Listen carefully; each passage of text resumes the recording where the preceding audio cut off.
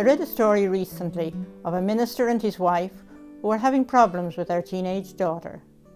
Finally, they were called to collect her from the police station to which she had been taken for being drunk and disorderly. On the way home, the mother handed the young woman a stone. "What does this mean?" she asked angrily. "That stone took 5 million years to form, and it'll be as long before we give up on you." In the psalm, we read repeatedly, "His love endures forever."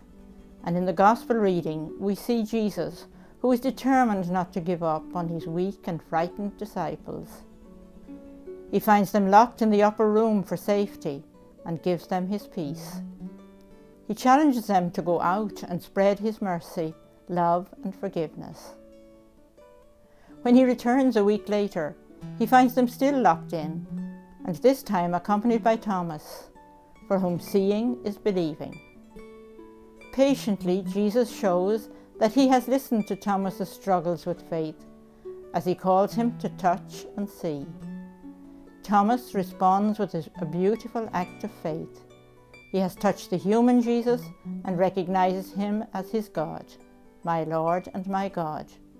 But it will take the Spirit to give the apostles courage to bring the message of God's merciful love to their brothers and sisters. Today's Gospel concludes with a statement that not everything has been written. According to Pope Francis, these words continue to challenge us as followers of Jesus today. The Gospel of Mercy remains an open book in which the signs of Christ's disciples, which are concrete acts of love and the best witness to mercy, continue to be written. We are called to become living writers of the Gospel, heralds of the good news to all men and women today. In the first reading, the message comes alive as we see the first Christian community not only witnessing by their words, but above all by their way of living. They shared their food gladly and generously. They praised God and were looked up to by everyone. Those who saw them would be moved to remark, "See how these Christians love one another."